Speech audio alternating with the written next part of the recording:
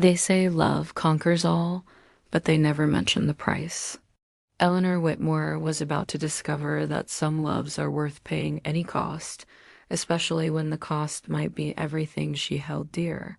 The carriage wheels cracked against the gravel drive, with a rhythm as mournful as a funeral dirge, as Ashworth Manor emerged from the perpetual mist like a vision torn from humanity as darkest dreams. Gothic towers stretched toward storm-clouded skies, their weathered stones bearing the weight of centuries and secrets that seemed to seep from every crevice. Eleanor Whitmore pressed her gloved hands against the carriage window, her breath fogging the glass as she watched the estate approach, a fortress of shadows that had claimed 3 generations of the Blackthorn family to supposed curses and mysterious deaths. At 25, Eleanor had thought herself prepared for anything. After losing her parents to a cholera outbreak that had swept through London 3 years prior, she had survived by her wits, her determination, and a fierce independence that most men found both admirable and terrifying. But as the carriage drew closer to the main entrance, its wheels crunching over gravel that seemed to whisper warnings beneath the October rain, she felt the first tendrils of something she hadn't experienced in years, genuine uncertainty. The letter from Lord Blackthorn had been brief, almost cold in its efficiency. Position available for governess. Generous compensation. References required. Apply immediately. It had arrived at the boarding house where she'd been staying, waiting for work that would never come through traditional channels. The words had seemed like salvation until now. "Good luck, miss," the driver murmured as he helped her from the carriage, his weathered hands trembling slightly as if he sensed the darkness that permeated the very air around Ashworth Manor. Servants who emerged from the grand entrance were quiet, their faces pale and drawn, their movements subdued as if they moved through a house of mourning rather than a residence. When Eleanor inquired about young Lady Catherine, they exchanged meaningful glances that spoke volumes without words. The entrance hall stretched before her like a cathedral of secrets, its vaulted ceiling lost in shadows despite the afternoon hour. Portraits of stern ancestors lined the walls, their painted eyes seeming to follow her every movement with expressions of warning and sorrow. The air itself felt heavy, thick with the scent of old roses and something else, something that reminded her of grief and forgotten prayers.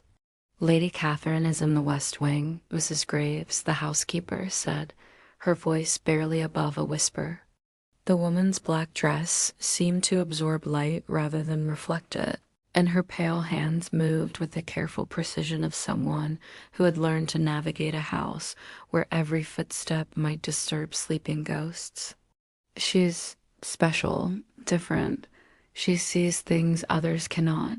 Eleanor felt a chill run down her spine that had nothing to do with the October weather. "What do you mean by that?" Mrs. Graves's eyes darted toward the shadows at the top of the grand staircase. "Some say she has her mother's gift.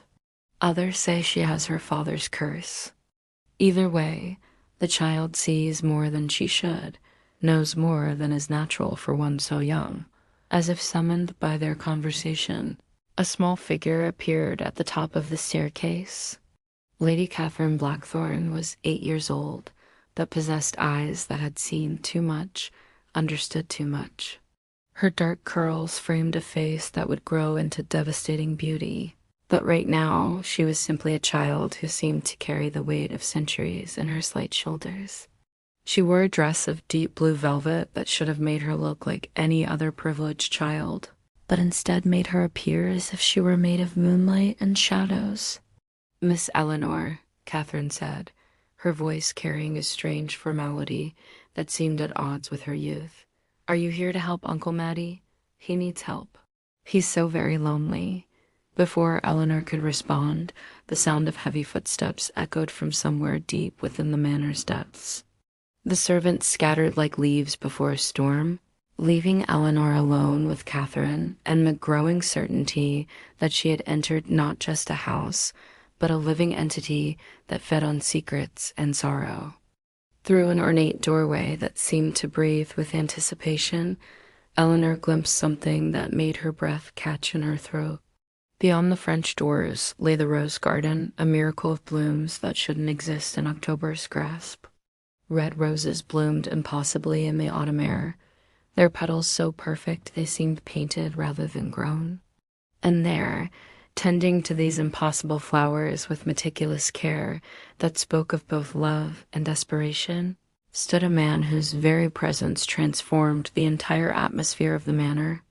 Lord Matthias Blackthorne was nothing like the monster the townspeople had described in hushed whispers during her journey north. Yes, he was tall and imposing, his dark hair streaked with premature silver that spoke of burdens carried too young, his movements carrying the weight of terrible secrets and deeper sorrows. But his hands, gentle as they touched the rose petals, spoke of something entirely different: tenderness, perhaps, or at least the memory of it. He wore a simple black coat that seemed to absorb light rather than reflect it, and his posture spoke of a man accustomed to bearing burdens that would crush lesser souls. Yet there was something in the way he moved among the roses, something in the careful attention he paid to each bloom, that suggested a soul still capable of love despite all evidence to the contrary. "You must be Miss Whitmore?" His voice was deep, cultured, tinged with an accent that spoke of old nobility and deeper sorrows. When he turned to face her, Eleanor found herself looking into eyes the color of storm clouds, gray and turbulent, with depths that seemed to hold entire oceans of regret. "I am Lord Blackthorne. Catherine has been anticipating your arrival." There was something in the way he said Catherine's name, something in the careful way he measured his words, that made Eleanor wonder what secrets lay beneath the surface of this seemingly simple introduction. Catherine had mentioned an Uncle Matty, but this man, eyes held the haunted quality of someone who had been shaped by tragedy rather than privilege.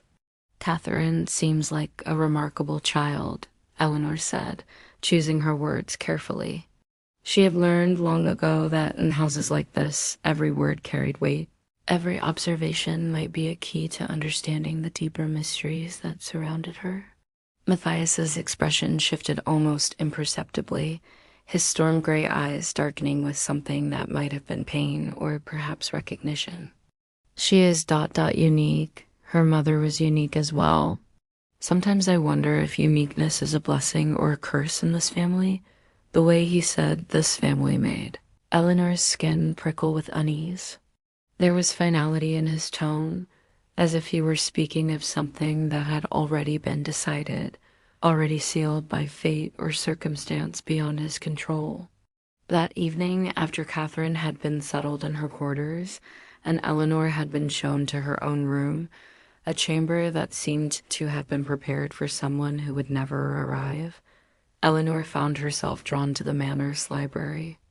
It was vast, stretching across 2 floors with ladders that led to galleries of books that seemed to contain the accumulated wisdom and madness of centuries.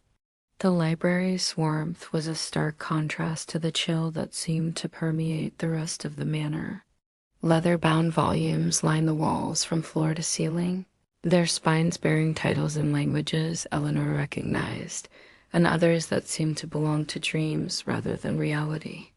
A fire crackled in the massive stone fireplace, its flames dancing in harmony with shadows that seemed to have a life of their own. She was examining a first edition of Shakespeare's sonnets when she heard the soft footsteps behind her. She turned to find Matthias standing in the doorway, his dark coat now replaced by a burgundy velvet jacket that made him look less like a haunted nobleman and more like the romantic hero of a Gothic novel. "I hope you find the library to your liking," he said, his voice softer now that they were alone. "It was my mother's favorite room. She believed that books were the only truly honest companions. They never lie, never betray, never leave you when you need them most." There was something in the way he spoke of his mother that made Eleanor wonder what had happened to Lady Blackthorne. The servants had mentioned Catherine's mother in whispers, but no one had been willing to speak of her directly.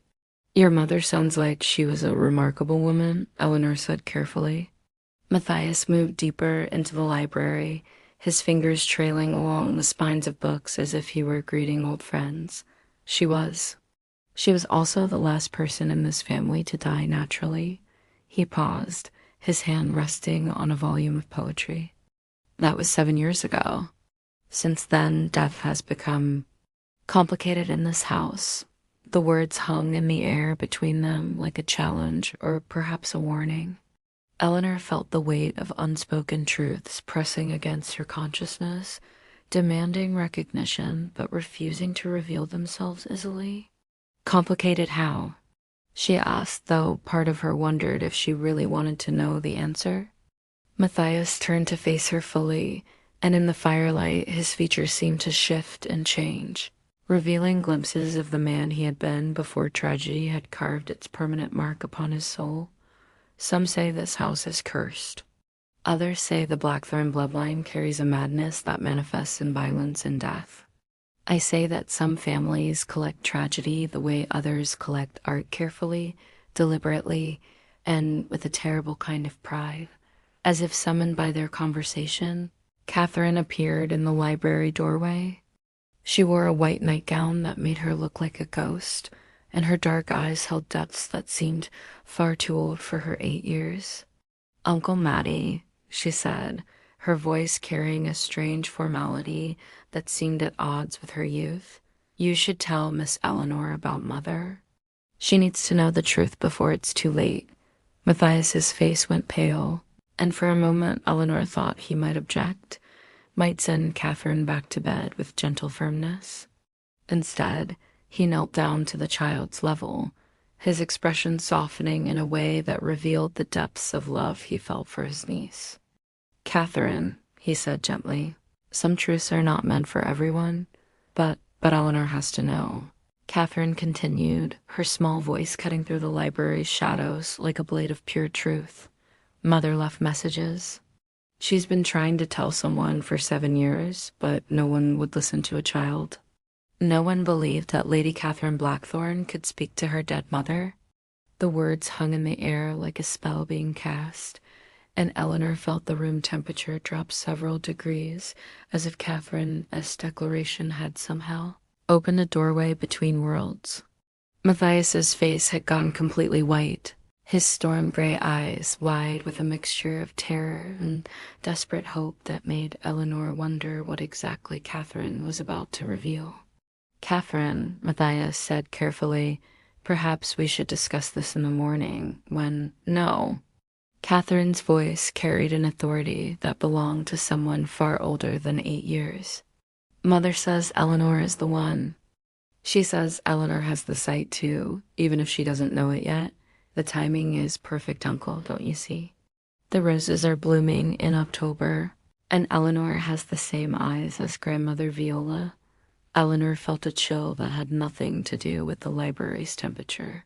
"What do you mean, the same eyes as your grandmother?" Catherine moved closer, her small hand reaching out to touch Eleanor's face with the reverence of someone handling something sacred. "Grandmother Viola was the last one who tried to break the curse. She was a governess too, you know. She fell in love with great-grandfather Edmund, and for a while it seemed like she might succeed where all the others had failed." "What others?" Eleanor asked, though part of her wondered if she really wanted to know the answer. "All the governesses," Catherine said simply, as if she were discussing the weather rather than a pattern of tragedy that spanned generations. "There have been 12 governesses since great-grandmother Viola died. Each one came to help a Blackthorn man learn to love again. Each one fell in love with the man she was supposed to help. And each one died, just like great-grandmother Viola, just like Mother, just like—" "That's enough." "Catherine," Matthias's voice was sharp, but Eleanor could hear the underlying pain that made his words tremble. "You need to rest." "It's been a long day." But Catherine shook her head stubbornly, and when she spoke again, her voice carried the same formal cadence as when she had first addressed Eleanor at the top of the staircase. "Mother says if Eleanor doesn't learn the truth tonight, Tomorrow will be too late. She says the curse is almost complete, and once it's finished, no one will ever be able to break it. Not Eleanor, not me, not anyone. The words seemed to echo in the vast library, and Eleanor felt as if the very walls were listening, waiting for her response. She looked at Matthias, whose face had gone completely still in the firelight, his features carved in stone, as if he were fighting some internal battle between truth and denial. "What curse?" she asked quietly. Matthias closed his eyes, and when he opened them again, they held a weariness that seemed to span centuries rather than years. "The Blackthorn curse," he said finally. "Some say it began with my great-great-grandmother, Seraphine, who made a pact with something dark to save her husband's life. Others say it started when my ancestors stole land from a family of witches. The details have been lost to time, but the result ... He gestured toward the impossible roses visible through the library windows. "The result is that every generation at least one Blackthorn dies by violence, and every generation a woman comes to try to save us. And fails," Eleanor said. "It wasn't a question." "And dies," Catherine confirmed with terrible certainty. "Mother tried to break the curse too, but she was too weak. Her gift wasn't strong enough, and Father's curse was too powerful. But Mother was clever. She found a way to leave clues, to make sure the next woman would have what she needed to succeed where all the others had failed." Eleanor felt the pieces beginning to fall into place, forming a pattern that both fascinated and terrified her. "Your mother was a governess too?" "Margaret Whitmore," Catherine said, her voice soft with reverence. "She fell in love with Uncle Robert Mother's brother, who died when I was only a year old. She tried to break the curse using her gift, but the curse fought back. It took her 3 days to die, and during that time, she managed to hide messages throughout the manor clues that would help the next governess understand what had happened and what needed to be done." Eleanor's blood ran cold as she realized the implications. "Your mother's name was Whitmore?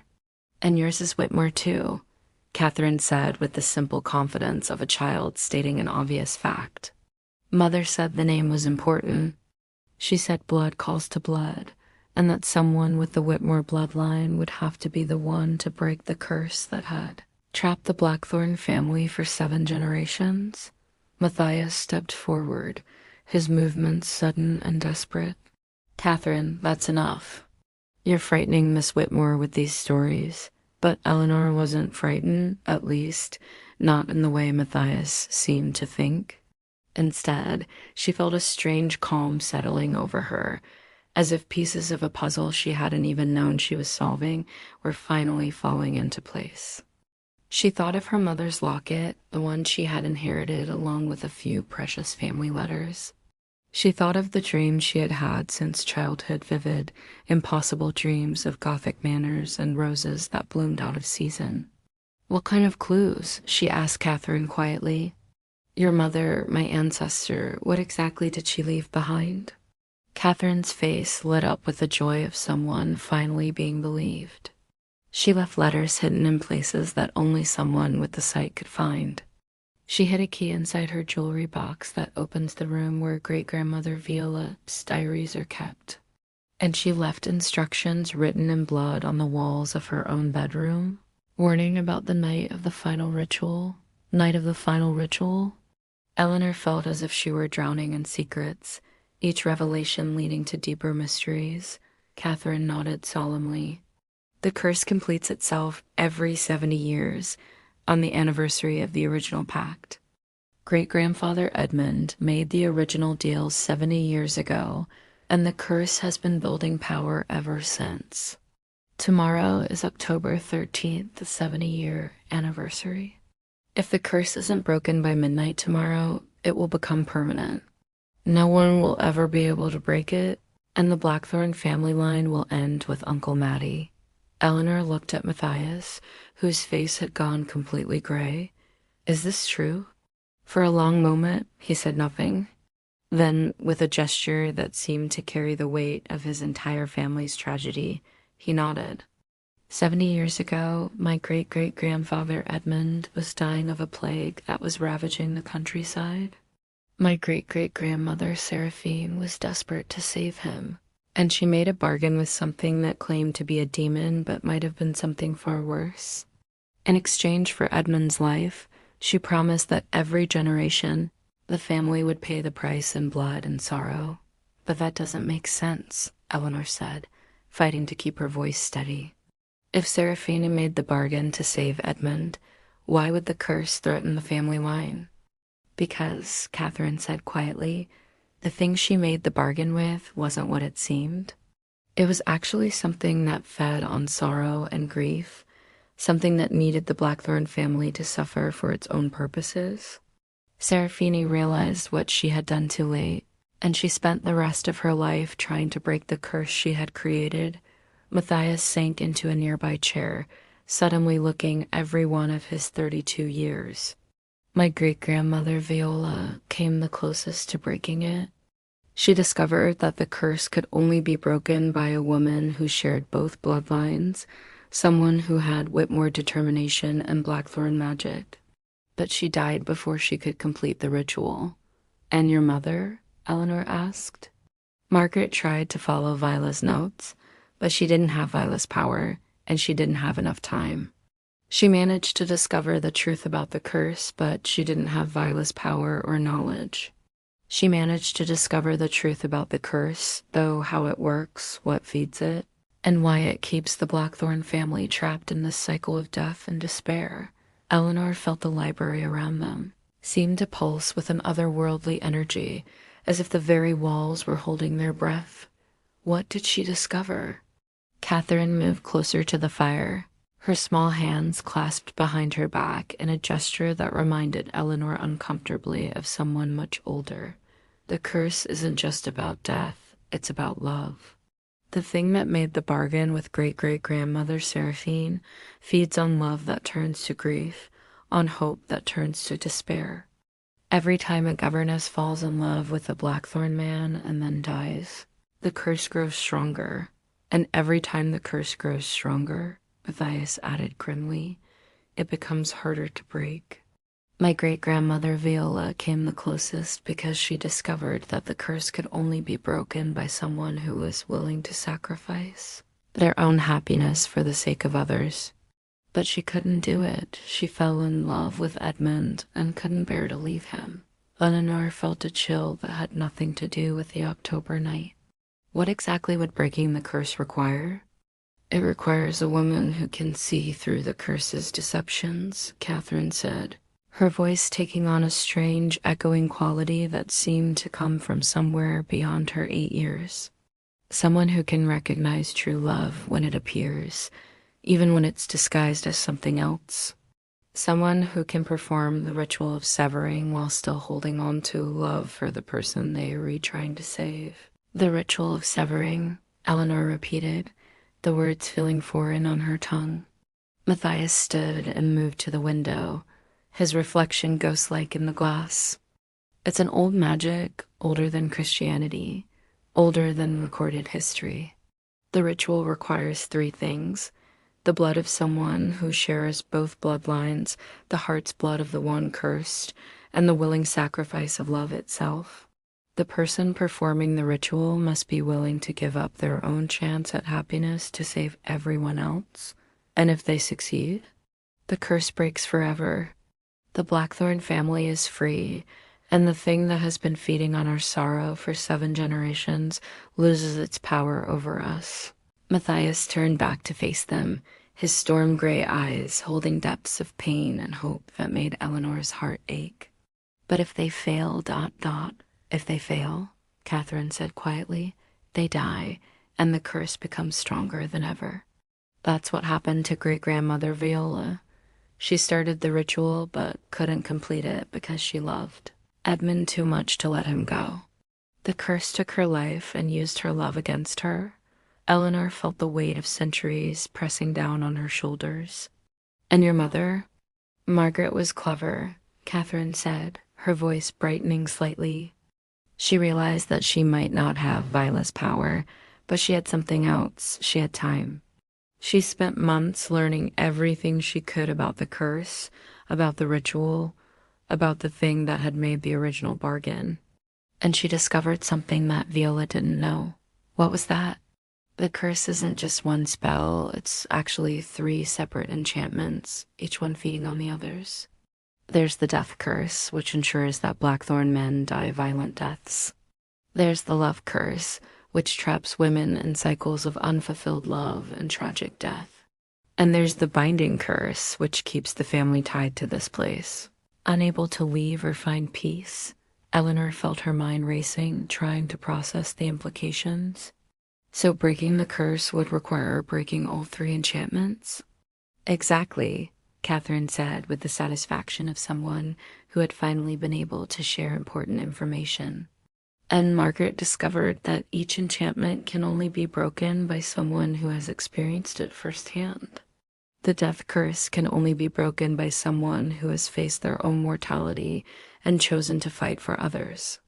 The love curse can only be broken by someone who has loved deeply and selflessly. And the binding curse can only be broken by someone who has been trapped by circumstances beyond their control. Matthias moved away from the window, his expression growing more troubled. Catherine, perhaps we shouldn't. No, Uncle Matty, Catherine said firmly. Eleanor needs to know everything. Mother was very specific about this. She said that Eleanor would be the one to finally break the curse, but only if she understood what she was getting herself into. Eleanor felt as if she were standing at the edge of a cliff, knowing that the next step would either lead to salvation or destruction. What do you mean, getting herself into? Catherine's small face grew serious, her dark eyes holding depths that seemed far too old for her 8 years. Because breaking the curse means that Eleanor will have to choose between saving Uncle Matty and being with him forever. She can break the curse and save everyone, but it will mean giving up any chance of a normal life with him. Or she can choose love and let the curse claim all of us. The words hit Eleanor like a physical blow. She looked at Matthias, whose face had gone completely pale, and realized that he had known this all along. That was why he had been so reluctant to discuss the curse, so hesitant to let Catherine reveal the truth. That's impossible, she said, her voice barely above a whisper. There has to be another way. There isn't, Matthias said quietly. I've spent 7 years researching the curse, trying to find some loophole, some alternative. But the magic that binds us is ancient and absolute. It feeds on sacrifice, on the willingness to give up everything for love. The only way to defeat it is to offer it something it can't consume, pure, selfless love that refuses to be corrupted by hope of reward. Eleanor felt the library around them seem to pulse with malevolent energy, as if the curse itself were listening to their conversation. But surely there must be something we can do. Some way to break the curse without sacrificing our happiness, Matthias finished for her. His smile was sad, almost tragic. My dear Eleanor, don't you understand? The curse has been waiting for someone exactly like you. Someone strong enough to break it, but caring enough to hesitate. Someone who would rather save others than save herself. As if summoned by their conversation, the library's temperature dropped another several degrees. The fire in the fireplace flickered and dimmed, casting dancing shadows that seemed to take on shapes of their own. And from somewhere deep within the manor's depths, Eleanor heard something that made her blood run cold, the sound of footsteps, slow and deliberate, moving through corridors that should have been empty. Did you hear that? She whispered. Catherine nodded, her small face grave. It's the curse, she said. It's testing us, seeing if we're strong enough to face what comes next. Mother said that once the truth is revealed, the curse becomes more active. It knows that time is running out. The footsteps grew closer, accompanied now by a sound that might have been singing or perhaps screaming. It was impossible to tell where the sound was coming from, but it seemed to emanate from the very walls themselves, as if the manor itself were the source of the supernatural disturbance. We need to get Catherine to safety, Eleanor said, her voice steady despite the fear that was clawing at her chest. "No," Catherine said firmly. "Mother said I have to be here. She said I'm the key to making Eleanor understand what she needs to do. The curse can't touch me directly because I'm part of both bloodlines, but it can use me to get to Eleanor." Matthias moved protectively toward his niece, but Catherine shook her head. "Eleanor has to see it," she whispered, yet the whisper carried through the library like a command carved in stone. "Mother said the first sign would be the footsteps. The second sign comes now," as if her words were a signal. The lamps lighting the upper gallery flickered violently, their flames stretching upward as though pulled by invisible hands. The shadows along the bookshelves lengthened, reaching, twisting, as if they were trying to detach themselves from the walls. A cold wind knifed through the room despite the sealed windows. The fire snapped and hissed, shrinking as though recoiling from something only it could see. "Eleanor," Matthias said sharply, stepping toward her, "whatever happens, do not." But he never finished. Because from the far end of the library, between two towering shelves of leather-bound tomes, a figure stepped into view. It wasn't human. It wasn't even pretending to be. It was a silhouette at first, an absence of light shaped vaguely like a man, but the edges of it shimmered like smoke caught in a dying candle flame. Its presence warped the air around it, bending it inward, drawing warmth and color into its hollow core. Catherine clutched Eleanor's hand, not in fear, but as if steadying her. "It's not real," Catherine murmured. "It's the curse showing you what you fear most." "Don't believe its face," but the creature was already shifting. Its smoky features twisted, contorting and stretching until it wore a face Eleanor knew she should not recognize, and yet somehow did. A man with tired, storm-gray eyes. A man who had once tended roses out of season with hands that shook from sorrow. "Edmund," Matthias breathed, horror and heartbreak mingling in his voice. "My great-grandfather, no, that isn't him." "It's a mockery." The creature smiled, not kindly, but with the slow, deliberate pleasure of something that had waited decades to be seen again. "Eleanor Whitmore," it crooned, its voice layered with echoes, male, female, old, young, all whispering in discordant harmony. "You have come at last." Eleanor's breath caught in her throat. The thing's voice slid beneath her skin like cold fingers. "You carry Whitmore blood," it murmured. "Viola's blood. Margaret's blood. Blood that has always been." "So willing." "Eleanor, don't listen," Matthias said fiercely, placing himself between her and the creature. But the shadows pulsed, and the floor beneath them vibrated with a low, growling hum. "Eleanor must listen," Catherine said quietly. "It won't stop until she does." The creature drifted closer, each step leaving the books trembling on their shelves. "You think you understand the ritual," it hissed. "You think you know what love costs. But Viola didn't tell you the truth. Margaret didn't have time to learn it. Only I know. Only I can show you." The library groaned, beams shuddering as though under enormous weight. Matthias grabbed Eleanor's arm. "Don't let it into your mind. That's how it starts, twists memories, planting lies until the truth turns to fog." But Eleanor felt something a tug, a pull, as if a thread woven through generations had begun tightening inside her chest. The creature extended a hand of swirling shadow toward her. "Come," it whispered. "See what your bloodline owes me." Before Matthias could stop her, the shadows surged forward with the force of a storm wind. Books flew open, pages ripped free. The fire guttered out with a hiss. And in a burst of unnatural cold, Eleanor was no longer standing in the library at all. She was elsewhere, yet still inside Ashworth Manor. A different time, a different night. A woman she recognized from a portrait. Viola stood in the middle of the rose garden, her face streaked with tears, clutching a silver dagger as the same swirling shadow circled her like a predator.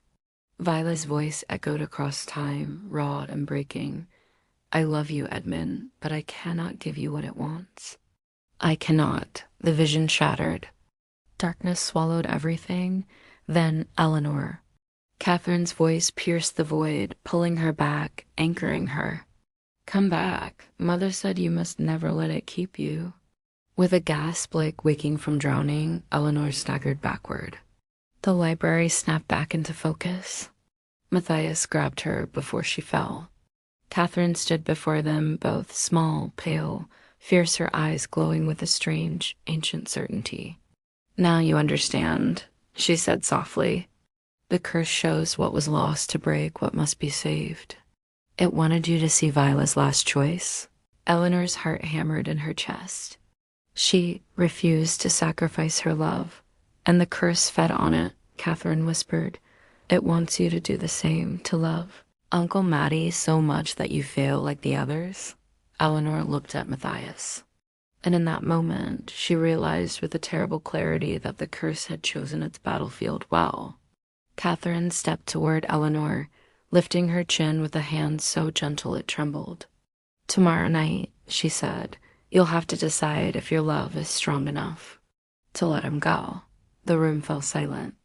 And somewhere deep below the manor, something laughed. A soft, eager, starving laugh waiting for midnight. Midnight approached like a held breath. The manor, usually full of creaks and distant murmurs, had fallen into an uncanny stillness. The air tasted metallic anticipatory. Eleanor gripped Henry's hand as they descended the final staircase toward the cellar door. Catherine waited at the bottom, a lantern in her shaking hands. You came, she whispered, relief and dread braided in her voice. Once we open this door, the house will know. It will wake fully. Whatever happens, don't break your grip on each other. She looked at Henry with mournful eyes. Especially you. Henry nodded once, jaw tight. Eleanor slid the iron key from her pocket. It pulsed like a heartbeat. The keyhole in the cellar door, unseen for decades, shimmered faintly as though drawing in breath. She pushed the key in. The house exhaled. The door unlocked with a wet, organic click. The darkness beyond smelled of roses sweet, overripe, dying. They followed Catherine down the spiraling stone steps. The deeper they went, the more the air thickened, like walking into another century. Torches along the wall ignited on their own, each bursting to life as they passed. Henry winced at each flare, as though the fire recognized him. At the bottom, they reached a vaulted chamber. It resembled a chapel ruined by hunger, stone pews cracked, pillars bent inward, roots pushing through the ceiling like skeletal fingers. At the center stood an ancient stone altar, carved with roses. Eleanor's heart clenched. Lying atop the altar was Seraphine's portrait, not a copy, not a reproduction, but the painting itself, ritualistically removed from its frame. Its subject seemed almost alive, hair like black water, smile soft as venom. The roses in Seraphine's painted hair dripped with what looked like fresh dew. Catherine stepped forward. When Seraphine died, she struck a bargain the family didn't understand. She gave the house her heart so it would keep the Ashworth bloodline alive, forever. Henry stared, horrified. But the house wants more than that, doesn't it? Catherine nodded. It demands a life every generation. But this time, she looked at Eleanor. It wants the heir's heart. The altar stone rumbled. The roots in the ceiling twisted. A low, delighted laugh rose from beneath the floor. The same laugh Eleanor had heard on the night she found the key. Seraphine's voice, starving, expectant. Henry stepped in front of Eleanor. It won't take me. Not this time. The chamber responded with a resonant thud like a giant stone heart beating once. Torches guttered, shadows stretched, and Seraphine's painted figure opened her eyes. Eleanor staggered back as the portrait's surface rippled like water. Seraphine stepped out of the painting, not in flesh, but in a shifting, waxy half-form, her edges dissolving in smoke. Her voice was silk-dipped in blood. Henry, you finally brought her. Henry's grip tightened on Eleanor's hand. Eleanor, stay behind me. No, Seraphine whispered, drifting closer. Let her stand beside you. Lovers always make the sweetest offerings. The ground shuddered. Roots burst from the floor, snaking toward Henry's legs. Eleanor yanked him back, heart hammering. You're not taking him. Seraphine's head tilted with amused pity. Child. He was promised long before you drew breath. The roots lunged again.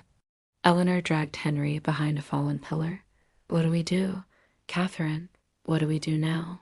But Catherine was staring at the altar, tears on her cheeks.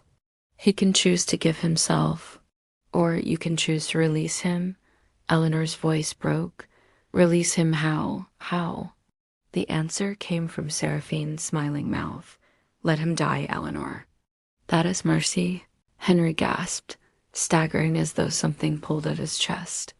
A ghostly tether, thin and red, connected him to the portrait behind Seraphine. His heartbeat faltered.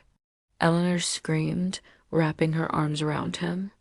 No, Henry, stay with me. Please stay. Henry cupped her face, breath trembling. This was never about breaking the curse, he whispered. It was about deciding if you could free me from it.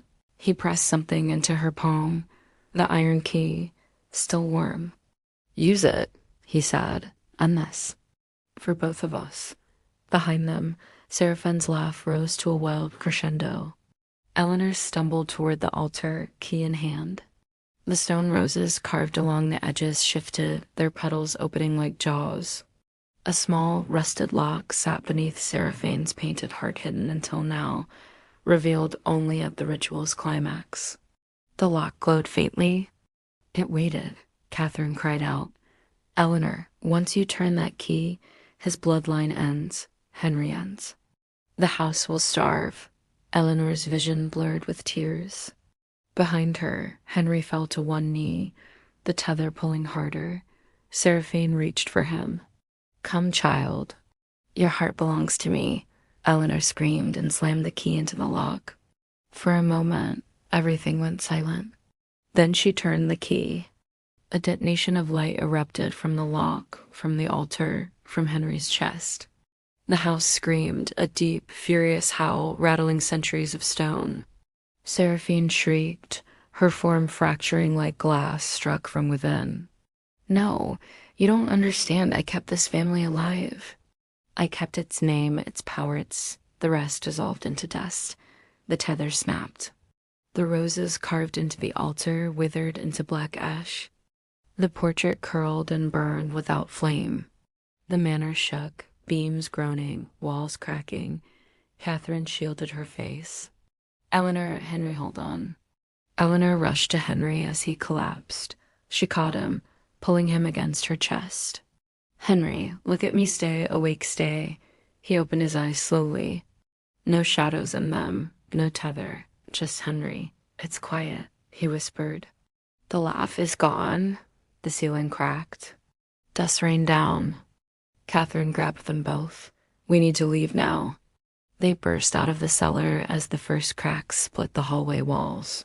The house let out a groaning, resentful roar as they fled through the foyer and out into the night air. Behind them, Ashworth Manor collapsed in on itself, not like a building destroyed, but like a beast finally dying. When the final tower fell, the night grew quiet. Henry leaned into Eleanor, still weak, still trembling, but alive. It's over, Catherine whispered, watching the ruins. The curse, the bloodline. It's all over. Henry looked at Eleanor, eyes soft.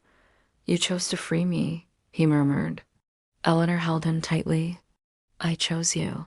Above them, the moon emerged from behind a cloud, its light, pale, clean, untainted. For the first time in centuries, the Ashworth estate was silent. And free,